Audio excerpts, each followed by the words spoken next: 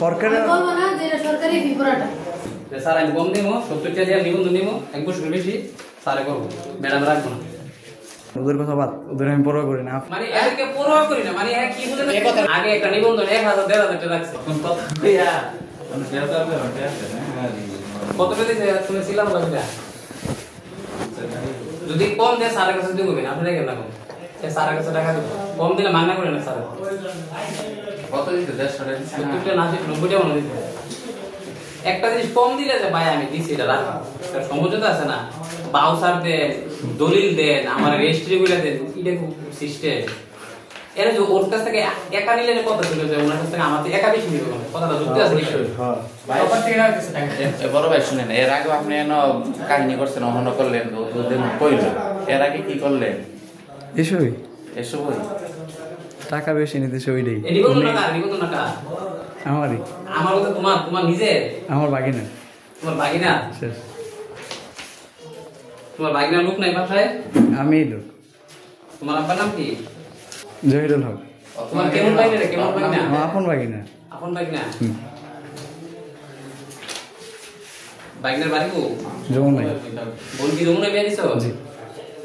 আচ্ছা ঠিক আছে তুমি স্যার আসলে স্যারের কাছে টাকাটা বুঝে দিও যে স্যার আমি কম দিব 70 টাকা দিয়ে নিবন্ধন নিব 1 বছর বেশি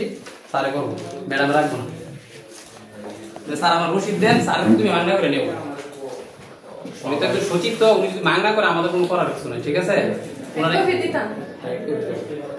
কারণ ওনার করার অধিকার আছে ফোন দেন না রিসিভ করতেছে না তো ফোন দিছে রাস্তায় কোনো কাজ আমি চেয়ারম্যান সাহেব বলো যে আমার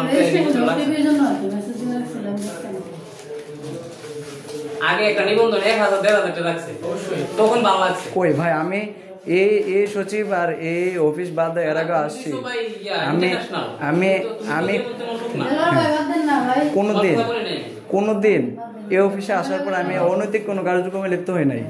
ভাই শোনো তোর কই লাভ নাই অনেক 150 টাকা তো সবাই দিতেছে আমি বললাম না আপনি যদি না পান তো করার নাই আপনাকে 150 টাকা ফি কইলেন আচ্ছা আপনারা জিজ্ঞেস করে আপনাকে 150 টাকা ফি সরকারের বলবো না যে এটা সরকারি ফি পুরাটা সরকারি ফি এখন আপনার কত দিব না যে পুরাটা সরকারি ফি আচ্ছা এখন আপনার কত দিব এটা বলেন আপনি বলেন ওদের কথা বাদ ওদের আমি পরোয়া করি না আপনি বলেন আপনার যা ইচ্ছা দিয়া যান আপনি আমরা টাকা না দিলে আপনার কাছে করে দেব ভাই দিয়া যা ইচ্ছা না আপনার কত লাগবে ওইটা বলেন আপনার চাহিদা কত ওইটা বলেন আমার চাহিদা কেন আমি কি এই টাকা নিব আমি কি অফিসে টাকা নিব আপনি অফিসে দায়িত্বশীল হিসেবে আপনি এটা কোন কথা বলেন চাহিদা আমাদের কথা বলেন বাদ দিতে ঠিক আছে আবার বলেন চাহিদা কোন কথা অফিসিয়ালি আপনি কথা